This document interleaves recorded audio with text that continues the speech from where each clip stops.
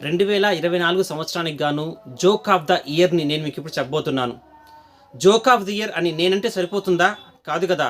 యావత్ నెటిజన్లు ఇదే జోక్ ఆఫ్ ది ఇయర్ అని గట్టిగా నొక్కి ఒక్కాని చెప్తున్నారు. ఇంతకీ ఆ జోక్ ఏంటంటారా? Come to the story. మాల్దీవులకి పాకిస్తాన్ ఆర్థిక సాయం చేస్తుందట. మరి ఇది జోకే కదా! ఎందుకంటే పాకిస్తానే అడుక్కు తింటోంది. పాకిస్తాన్ అప్పుల కోసం పెద్ద పెద్ద దేశాల చుట్టూ కుక్క తిరిగినట్టు తిరుగుతోంది. అయినా దానికి ఎక్కడ అప్పు పుట్టలేదు. అలాంటి పాకిస్తాన్ మాల్దీవులకి సహాయం చేస్తుందట. ఇక ఈ విషయాన్ని పక్కన పెడితే మాల్దీవుల అధ్యక్షుడు మొయిజ్జు మరి అతను ఎంత తెలివైన వాడంటే అతని బుర్ర తల్లో ఉందో, మోకాల్లో ఉందో, అరికాల్లో ఉందో తెలియదు. అతను పాకిస్తాన్‌ని సాయం చేయమని కోరాడట. మరి పాకిస్తాన్ ఏం సాయం చేస్తుంది? పాకిస్తాన్‌లోని ప్రజలే తినడానికి తిండి లేదు. నిత్యావసర ధరలు భారీగా పెరిగిపోయాయి. రోజువారీ అవసరాల కోసం కూడా వాళ్ళు కొట్టుకు చస్తున్నారు. ఈ నేపథ్యంలో మాల్దీవుల అధ్యక్షుడు పాకిస్తాన్ సహాయం అడగడం, వాళ్ళు చేస్తాననడం ఇది జోక్ మరేంటి? ఏ దేశ అధ్యక్షుడైనా అతని ఆలోచనలు గొప్పగా ఉండాలి. లాంగ్ టర్మ్ విషయాలపైన ఆలోచించగలగాలి. ఎప్పటికప్పుడు ఏదో దొరికే చిన్న చిన్న సాయాల కోసము లేక అప్పటికప్పుడు ఈరోజు గడిస్తే చాలు అన్న విధంగానో ఉండకూడదు. కానీ మాల్దీవుల కొత్త అధ్యక్షుడు మొయిజ్జు అచ్చం ఇలాగే చేస్తున్నాడు. ఈ రోజు గడిస్తే చాలనుకుంటాడో లేక తర్వాత ఎలక్షన్లో మళ్ళీ మనమే గెలవాలనుకుంటాడో తెలియదు కానీ మాల్దీవుల ప్రజలకు మాత్రం నరకాన్ని చూపిస్తున్నాడు. అతను ఎంత తెలియనివాడో చెప్పడానికి మరో చిన్న ఉదాహరణ ఏంటంటే చైనాని అడిగాడట మాల్దీవుల అధ్యక్షుడు మొయిజ్జు. తమ దేశానికి పర్యాటకుల్ని పంపమని చైనాని అడిగాడట. పర్యాటకులు ఒకరు పంపితే వస్తారా?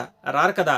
వాళ్ళంతటా వాళ్ళే పర్యాటకం చేయాలనుకోవాలి. కొత్త కొత్త ప్లేస్ చూడాలనుకోవాలి. అంతే తప్ప ఎవరో చెబితే పర్యాటకులు ప్రయాణానికి వస్తారా? మరి చైనా అధ్యక్షుడు చెప్పినంత మాత్రాన చైనా ప్రజలందరూ మాల్దీవులకి వెళ్ళి పర్యాటకాన్ని చేస్తారా?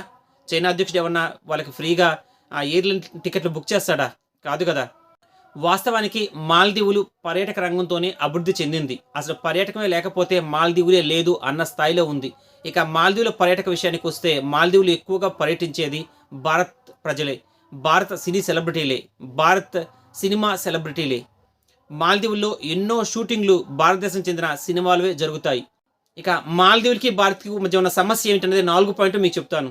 మాల్దీవుల కొత్త అధ్యక్షుడు ఎన్నిక కోసం అధ్యక్షుడు అవడం కోసం అధ్యక్ష కుర్చీలో కూర్చోవడం కోసం ఎన్నికల్లో ఇండియా అవుట్ అనే నినాదంతో ప్రచారం చేశాడు. మరి అతను అనుకున్నట్టే అతని అదృష్టమో తెలియదు కానీ ఇండియా అవుట్ నినాదంతో అధ్యక్ష ఎన్నికల్లో పాల్గొన్న మొయిజ్జు అధ్యక్షుడిగా ఎన్నికైపోయాడు. ఇక ఆ తర్వాత అతను భారత్ సైనికులు ఎవరైతే 88 మంది మాల్దీవులో ఉన్నారో వాళ్ళందరూ వెంటనే మాల్దీవుల్ని ఖాళీ చేసి వెళ్ళిపోవాలని సూచించాడు.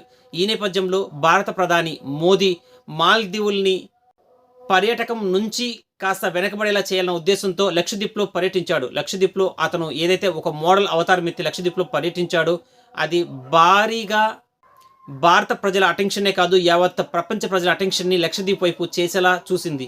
దీంతో కడుపు మండిన మాల్దీవుల మినిస్టర్స్ ఎవరైతే ఉన్నారో అందరూ లక్షద్వీప్కి వెళ్ళిపోతారేమోనన్న భయంతో మోదీపై అనుచిత వ్యాఖ్యలు చేశారు.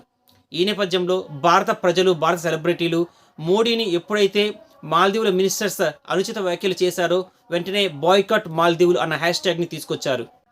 దాంతో భారత ప్రజలు ఎవరైతే ఉన్నారో మాల్దీవులకి టికెట్స్ బుక్ చేసుకున్న వాళ్ళు, మాల్దీవులో రూమ్స్ బుక్ చేసుకున్న వాళ్ళు ఒక్కసారిగా తమ టికెట్స్ అన్ని క్యాన్సిల్ చేసుకున్నారు.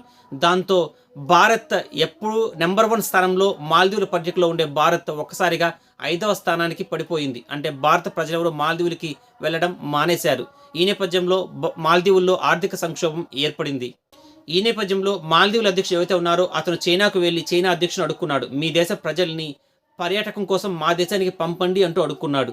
మరి చైనా ఏమన్నా చేసిందా అంటే చైనా చేసింది ఏమీ లేదు. ఎందుకంటే ఎప్పటిలాగే చైనా అదే స్థానంలో ఉంది. యాక్చువల్గా అయితే భారత్ మొదటి స్థానంలో, 2వ స్థానంలో రష్యా, 3వ స్థానంలో ఇటలీ, 4వ స్థానంలో చైనా ఉండేవి.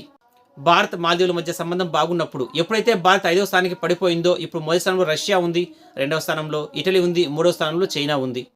మరి మాల్దీవుల అధ్యక్షుడి కోరిక మేరకు చైనా అధ్యక్షుడు తమ దేశ ప్రజల్ని మాల్దీవులకి పంపుతాడా? మరి మాల్దీవుల అధ్యక్షుడి కోరిక మేరకు పాక్ మాల్దీవులకి సాయం చేస్తుందా? చూడాలి మరి.